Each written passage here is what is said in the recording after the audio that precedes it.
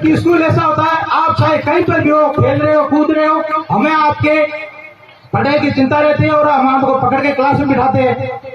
अब इस दौरान क्या होता है, कोई विद्यार्थी तो सही होता है, पढ़ने वाला, रुचि रखने वाला, सारे जैसे पांचों उंगलियां समान होती नहीं है। प्रेम जी कुछ विद्यार्थी क्या समझते हैं, हम तो उसको भलाई के लिए डांटते हैं, फटकारते हैं, कुछ सोचते हैं कि सर तो बुरे हैं। हो सकता है मैं मेरे बारे में बता रहा हूँ, मेरे ऊपर 2 सब्जेक्ट की जिम्मेदारी थी, विशेषकर मैं 10वीं वाली क्लास को बच्चों को बताना चाहता हूँ, साथ ही आपका क्लास टीचर था। तो भाई जिम्मेदारी जिसकी होती है चिंता उसी को होती है। इस दौरान हो सकता है मैंने गलती में कुछ कह दिया हो या आपको डांट फटकार लगी हो, तो मेरा ये धर्म था डांट फटकार लगाना, क्योंकि शिक्षक का काम है, सच्चे शिक्षक का काम होता है डांट फटकार लगाना, उस गिरते हुए उठाना और उंगली पकड़कर चलाना।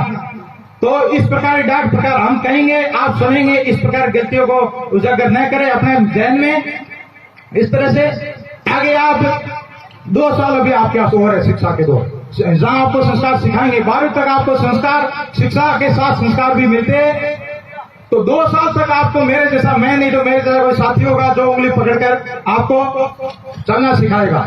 लेकिन जैसे ही आप 12th क्लास आपकी एंडिंग हो जाएगी, वो टीनेज आपकी खत्म होने जा रही होगी, उस दौरान आपको आपके कैरियर की, न कि आपके परिवार की, आपको कैरियर की जिम्मेदारी अपने ऊपर आ जाएगी, हावी हो जाएगी। उस दौरान आपको संभलना होगा। यदि आप नहीं संभले, मेरी बात ध्यान देना, यदि आप नहीं संभले तो आपका भविष्य अंधकारमय है। मेरा आपके तहे दिल से यही गुजारिश है कि आप स्कूल तक तो आप कोई नहीं सेटलमेंट हो, हम आपको संभाल लेंगे, लेकिन जैसे ही आप कॉलेज में प्रवेश करोगे वहां आपको संभालने वाला कोई नहीं मिलेगा।